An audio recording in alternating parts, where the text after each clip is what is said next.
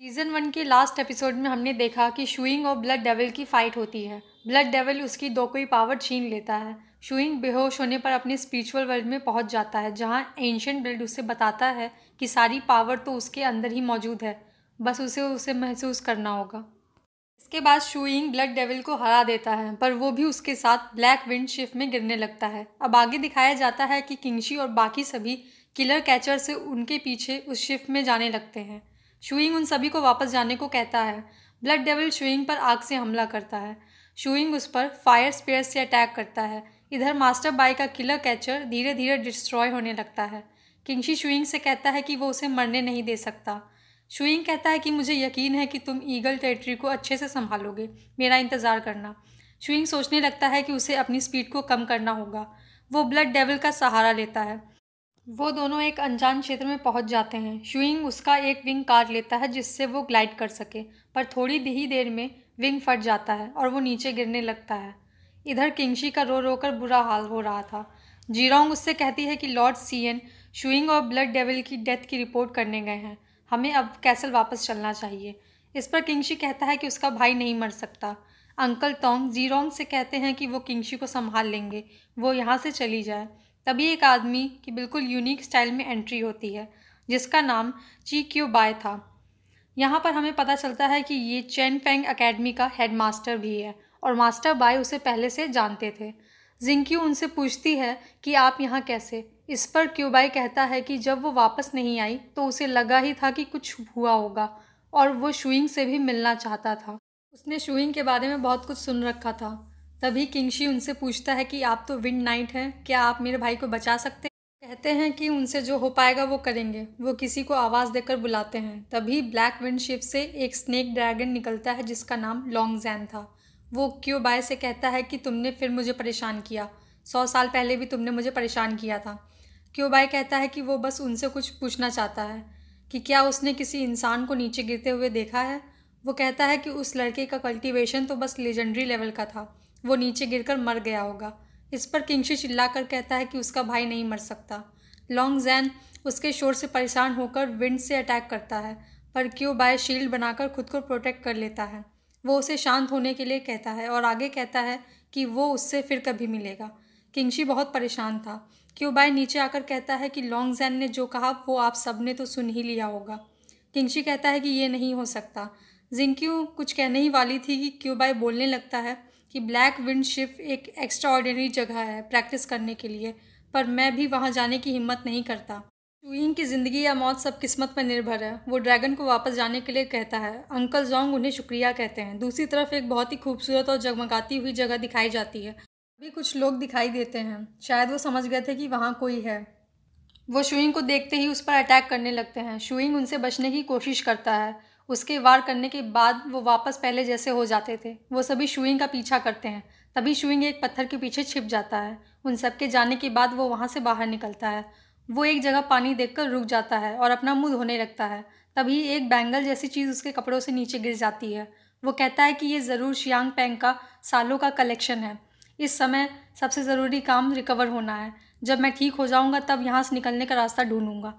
फिर वो एक हीलिंग हर्ब खाकर मेडिटेट करने के लिए बैठ जाता है। जब वो मेडिटेशन करके उठता है उसकी पावर और ज़्यादा बढ़ गई है। वो चारों ओर दौड़कर वहाँ से बाहर निकलने का रास्ता ढूंढने लगता है, पर उसे कोई रास्ता नहीं दिखता। इतने में ही पीछे से कोई उस पर अटैक करने वाला था, पर शुइंग बच जाता है। तभी और भी लोग उसकी तरफ आगे बढ़ने लगते हैं। ये वही लोग हैं जिन्होंने उस पर पहले अटैक किया था। उन पर ब्लड ड्रेन टेक्निक का यूज़ करता है और वहाँ से भागने लगता है, पर तभी एक आदमी उस पर अचानक अटैक करता है। शुइंग काफ़ी दूर जाकर गिरता है, फिर वहाँ से भागता है। वो फिर से रास्ता ढूंढने लगता है। उसे एक बड़ा टेम्पल दिखाई देता है। वो सोचता है शायद यही एग्जिट होगा। वो नीचे जाकर देखता है। वो सोचता है कि यहाँ इतना बड़ा टेम्पल बना है तो कोई ना कोई यहाँ ज़रूर होगा। आगे बढ़ता है तो उसे रास्ता बंद दिखाई देता है। वो उस लेयर को तोड़ने की कोशिश करता है, तब उसे उसके आगे का रास्ता दिखाई देता है। वो सोचता है कि यहाँ ज़रूर कुछ छिपा है। वो आगे बढ़ता है तो उसे कुछ आवाज़ सुनाई देती है। वो अपनी स्पीयर से चेक करता है। स्पीयर एक बड़े से एप को जाकर लगती है। वो कहता है कि कौन हो तुम जो मेरे मास्टर की नींद खराब करने आ गए। वो कहता है कि आगे मत बढ़ो वरना मैं ये टोकन डिस्ट्रॉय कर दूंगा और हम दोनों मरेंगे।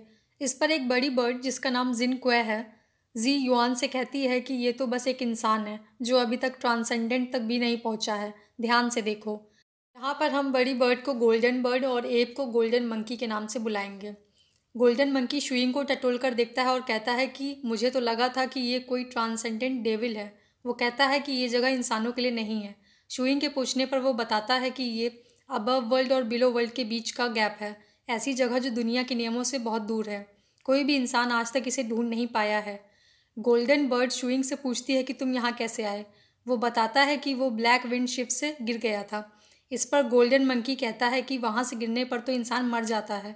शुइंग वहाँ से जाने लगता है। गोल्डन मंकी उसे रोकने की कोशिश करता है, पर वो नहीं रुकता। लेकिन जैसे ही वो कहता है कि वो यहाँ से जाने का रास्ता जानता है, वैसे ही शुइंग रुक जाता है।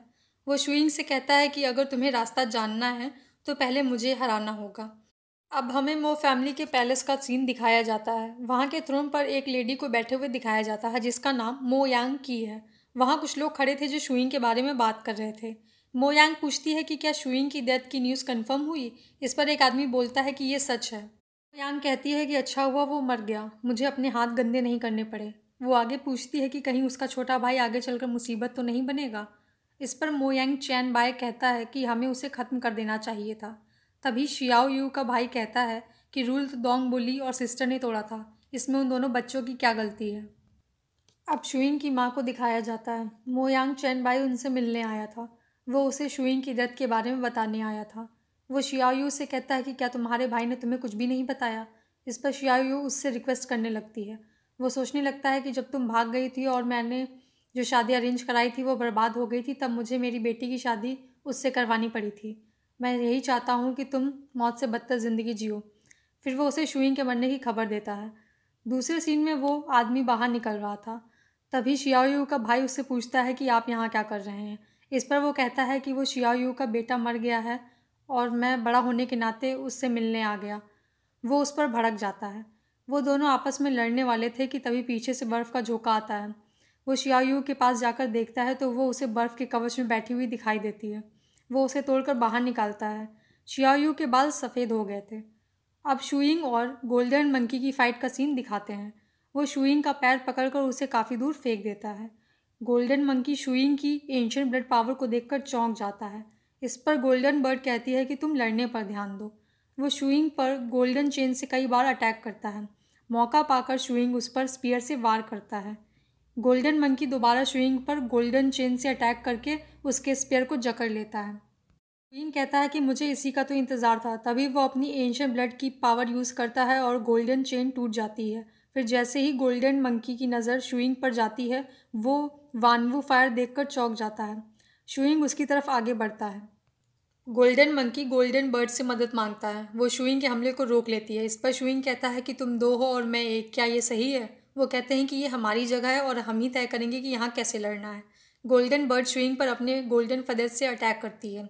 गोल्डन मंकी कहता है कि हमारे मास्टर एक फेमस ट्रांसेंडेंट मेग हैं, उन्होंने ही हमें बनाया है। गोल्डन बर्ड कहती है कि तुम बहुत बोल रहे हो, क्या तुम इस बच्चे को सारी इन्फॉर्मेशन दे दोगे। तभी शुइंग सोचने लगता है कि ये यहाँ बस समय निकालने के लिए हैं। इनकी बॉडी में दोकोई एनर्जी ज़्यादा नहीं होगी। इसका मतलब अगर मैं अपनी दोकोई पावर को देर तक मेंटेन रखता हूँ तो मुझे फ़ायदा होगा। शुइंग गोल्डन मंकी से कहता है कि तुम दोनों एल्केमिक क्रीचर हो, तुम्हारी बॉडी में दोकोई पावर लिमिटेड है जो ज़्यादा देर तक नहीं टिकेगी। इस पर गोल्डन बर्ड गोल्डन मंकी से कहती है कि मास्टर को शुरुआत से ही तुम्हें बोलने नहीं देना चाहिए था। शुइंग उन पर अटैक करने के लिए आगे बढ़ता है। अब ईगल टेरिटरी का दृश्य दिखाया जाता है जहां लॉर्ड सीएन जीरोंग के खिलाफ वारंट लेकर आते हैं। जीरोंग वहां से भागने की कोशिश करती है पर वो उसे मैजिकल रोप से बांधकर अपने साथ ले जाते हैं। वो किंगशी से मदद मांगती है पर वो वहां से चला जाता है। ऐसे ही लड़ते हुए काफ़ी समय निकल जाता है। दोनों शुइंग से हार मान लेने को कहते हैं पर वो कहता है कि जब तक वो उसे बाहर जाने का रास्ता नहीं बताते तब तक वो हार नहीं मानेगा। शुइंग गोल्डन मंकी को उठाकर पटक देता है। फिर वो बर्ड की ओर बढ़ता है। वो भी हार मान लेती है। वो दोनों कहते हैं कि हम इससे नहीं लड़ सकते। थकने की वजह से शुइंग भी ज़मीन पर गिर जाता है। गोल्डन मंकी शुइंग से कहता है कि लगता है कि हमारे मास्टर को तुम्हारे ही आने का इंतज़ार था। वो उसे बताता है कि बाहर जाने का रास्ता तुम्हारी आंखों के बिल्कुल सामने है। शुइंग कहता है कि तुम मुझे इस छोटे से गैप से जाने को कह रहे हो, ये इम्पॉसिबल है। कहता है कि तुम्हारे मास्टर तो ट्रांसेंडेंट हैं, वो अपनी बॉडी के शेप को लिक्विड में बदल सकते हैं। इस पर वो दोनों कहते हैं कि अगर हमारे मास्टर तुम्हारी हेल्प करें तो। वो कहते हैं कि हमारे मास्टर ऐसे ही इंसान को ढूंढ रहे थे जो उनकी लास्ट विश इनहेरिट कर सके, और आज वो आ गया। यहीं पर ये एपिसोड ख़त्म हो जाता है।